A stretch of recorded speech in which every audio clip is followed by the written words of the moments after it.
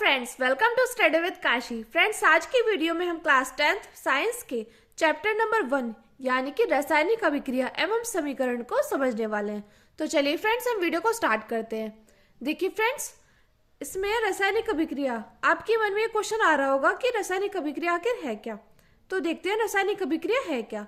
तो रासायनिक अभिक्रिया है जब एक या एक से अधिक पदार्थ परस्पर अभिक्रिया करके नए पदार्थ बनाते हैं, तो ऐसी अभिक्रिया को रासायनिक अभिक्रिया कहते हैं। देखिए, हम इसको उदाहरण के माध्यम से समझेंगे। देखिए, इसमें लिखा है ना, जब एक या एक से अधिक पदार्थ परस्पर अभिक्रिया करके नए पदार्थ को बनाते हैं, तो ऐसी अभिक्रिया को रासायनिक अभिक्रिया कहते हैं। तो यहाँ पे हमने क्या लिया, यहाँ पे हमने लिया हाइड्रोजन। यहाँ पे हमने हाइड्रोजन लिया और ऑक्सीजन लिया। लिखा है ना, एक या एक से अधिक पदार्थ ये अब परस्पर अभिक्रिया करेंगे, तो इन्होंने क्या बनाया, इन्होंने बनाया जल। यहाँ पे देखिए 2H2, ये हमने 2 यहाँ पे इसलिए लिखा अपनी समीकरण को संतुलित करने के लिए। यहाँ पे H2 को बोलेंगे हाइड्रोजन, O2 को ऑक्सीजन और 2H2 यानी कि जल।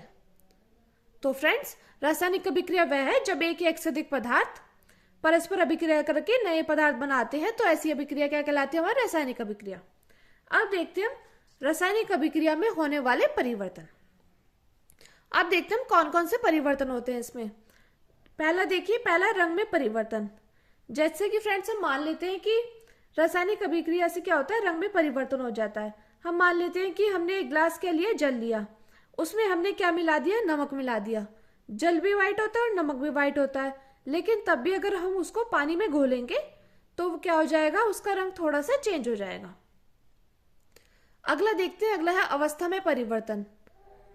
इसको समझते हैं। जैसे कि हमने जल लिया, उसको अगर हमने ठंडा किया तो वो क्या बन जाएगा, वो बर्फ बन जाएगा। समझ रहे हो ना, जैसे हमने जल लिया, उसको अगर हमने ठंडा किया तो वो क्या हो जाएगा, वो बर्फ बन जाएगा। और अगर हमने उसको गर्म किया तो वो क्या बन जाएगा, वो फिर से पानी बन जाएगा। तो इस प्रकार अवस्था में परिवर्तन हो जाता है। अब देखिए, तापमान में भी परिवर्तन हो जाता है। अगला देखिए, गैस का उत्सर्जन। गैस का उत्सर्जन कैसे हो जाता है, जैसे कि हमने एक बोतल ली, उसको हमने गर्म किया, तो आप जानते हैं उससे क्या निकलेगा, धुआं निकलेगा। तो धुएं के द्वारा कौन सी गैस निकलेगी, कार्बन डाइऑक्साइड गैस निकलेगी। तो इस प्रकार हो जाएगा गैस का उत्सर्जन। तो ये थी फ्रेंड्स हमारी रासायनिक अभिक्रिया में होने वाले परिवर्तन। अब हम अगला देखते हैं। अगला है हमारा दैनिक जीवन में होने वाली रासायनिक अभिक्रिया।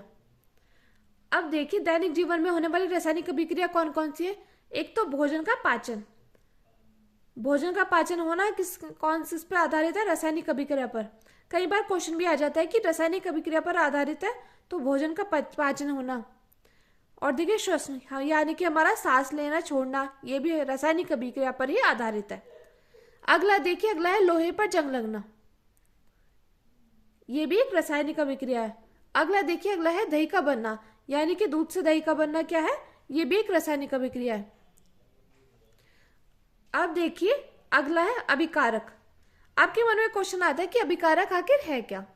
तो देखिए, अभिकारक को हम समझते हैं ऐसे पदार्थ जो किसी रासायनिक अभिक्रिया में हिस्सा लेते हैं, वो क्या कहलाते हैं, अभिकारक कहलाते हैं। यानी कि अभिकारक क्या है, ऐसे पदार्थ जो किसी रासायनिक अभिक्रिया में या हिस्सा लेते हैं, वो हमारे अभिकारक कहलाते हैं। तो अभिकारक है ऐसे पदार्थ जो किसी रासायनिक अभिक्रिया में भाग लेते हैं, अभिकारक कहलाते हैं। अब उत्पाद को देख लेते हैं। उत्पाद क्या होते हैं, उत्पाद होते हैं ऐसे पदार्थ जिनका निर्माण रासायनिक अभिक्रिया में होता है। जिनका निर्माण किसमें होता है, रासायनिक अभिक्रिया में होता है, वो क्या कहलाते हैं, उत्पाद कहलाते हैं।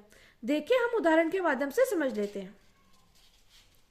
यहाँ पे देखिए, यहाँ पे हमने हाइड्रोजन लिया और ऑक्सीजन लिया, तो ये दोनों क्या है, अभिकारक। और देखिए, अब अगर हमने इनकी क्रिया कराई तो क्या हो गया, ये बन गया हमारा जल, यानी कि उत्पाद।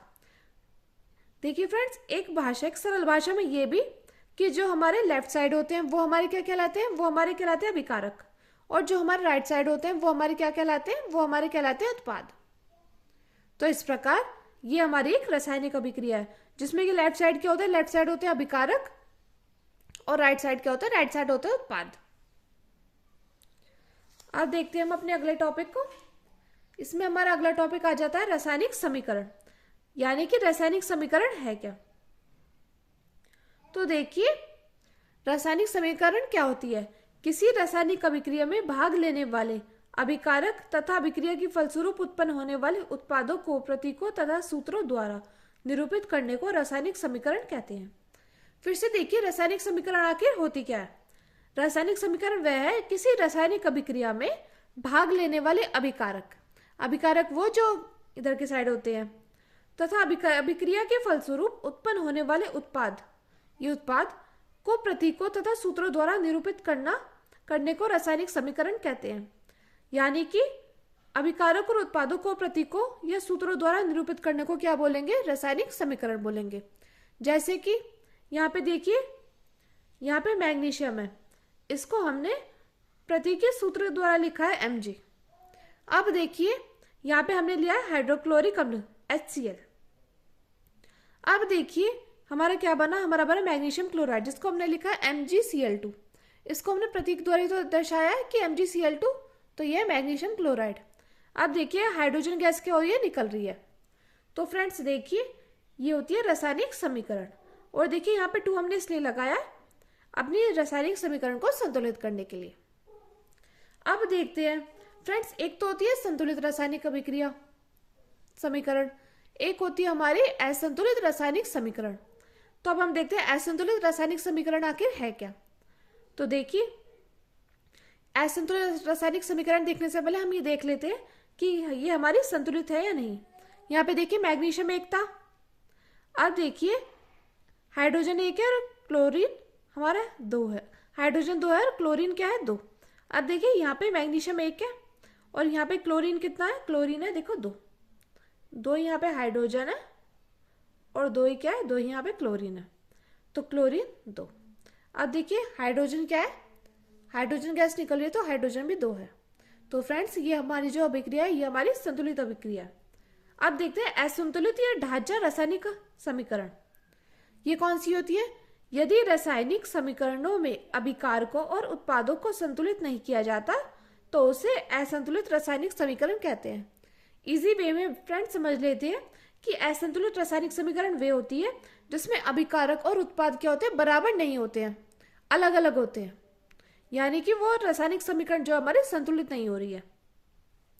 उदाहरण के माध्यम से समझ लेते हैं।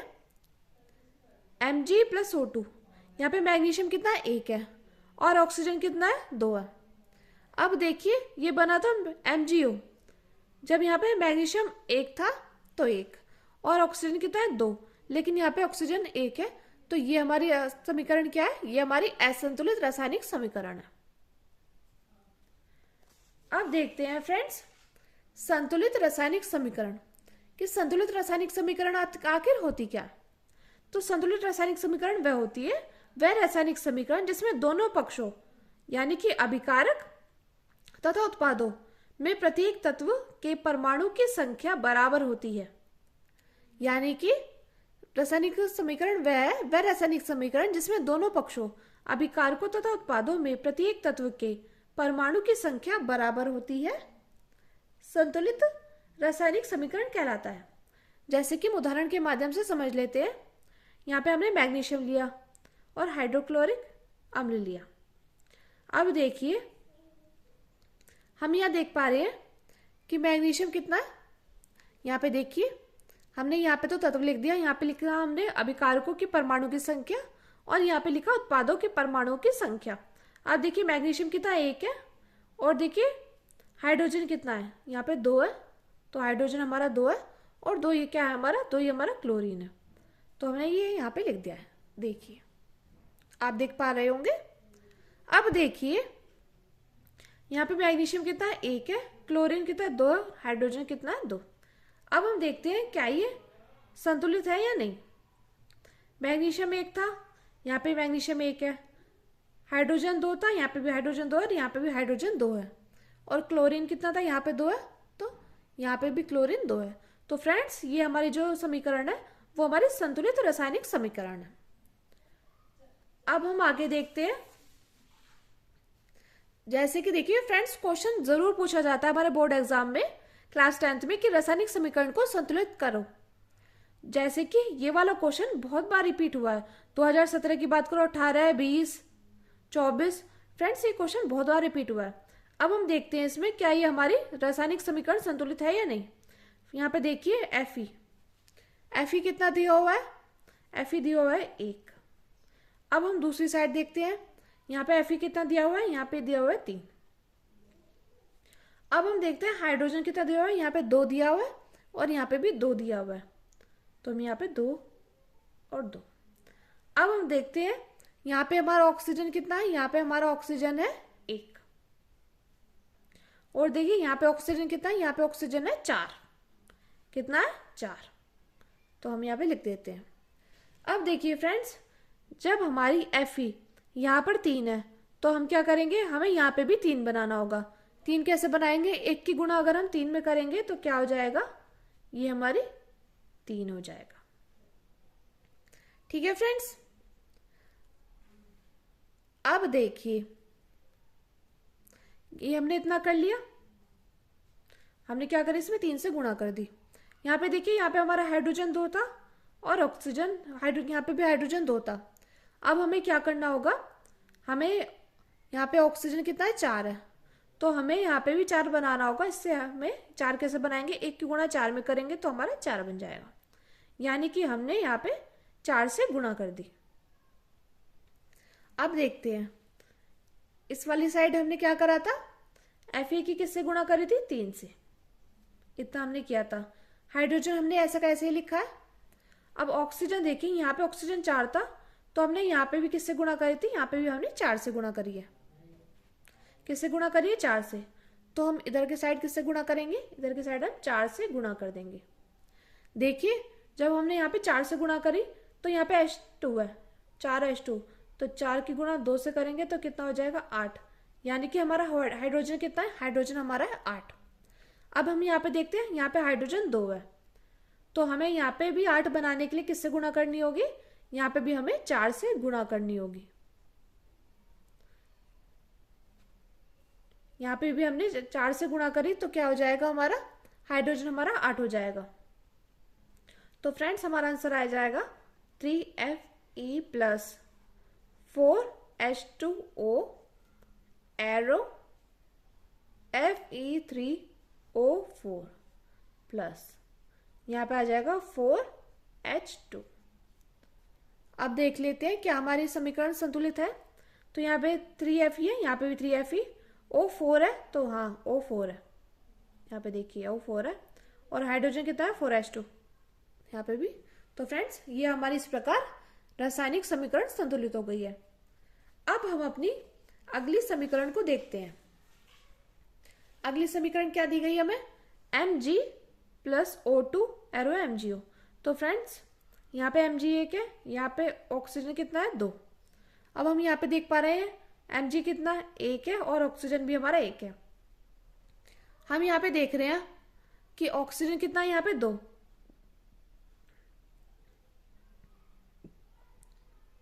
तो अब हमें यहाँ पे भी ऑक्सीजन 2 बनाने के लिए यहाँ पे 2 से गुणा करनी होगी। तो 1 की 2 में गुणा करेंगे तो हो जाएगा 2। अब देखिए जब हमने यहाँ पे 2 से गुणा करी है, यहाँ पे देखिए हमने 2 से गुणा कर दी, तो क्या हो गया, यहाँ पे 2 तो Mg आ गया और 2 ये आ गया ऑक्सीजन। तो अब हम यहाँ पे क्या करेंगे, हम यहाँ पे 2 बनाने के लिए यहाँ पे भी 2 से गुणा कर देंगे, और यहाँ पे तो हमने 2 से गुणा करी थी। तो देखिए यहाँ पे हमें क्या करना होगा, यहाँ पे हमें Mg की 2 से गुणा करनी होगी। तो हम ये हमारी समीकरण संतुलित ऐसे होगी 2Mg plus O2 arrow 2MgO। तो फ्रेंड्स इस प्रकार ये हमारी समीकरण संतुलित हो गई है। मैं उम्मीद करती हूँ फ्रेंड्स आपको ये वीडियो अच्छी लगी होगी। फ्रेंड्स इससे आगे के टॉपिक जो कि रासायनिक अभिक्रिया के प्रकार, ये सभी, संयोजन अभिक्रिया क्या है, वियोजन अभिक्रिया क्या है, ये सभी हम अगली वीडियो में डिस्कस करेंगे। मैं उम्मीद करती हूँ फ्रेंड्स आपको वीडियो अच्छी लगी होगी। अगर आपको वीडियो अच्छी लगी हो तो प्लीज़ हमारे चैनल को सब्सक्राइब कीजिए और वीडियो को लाइक, शेयर, कमेंट जरूर कीजिए। Thank you, thanks for watching.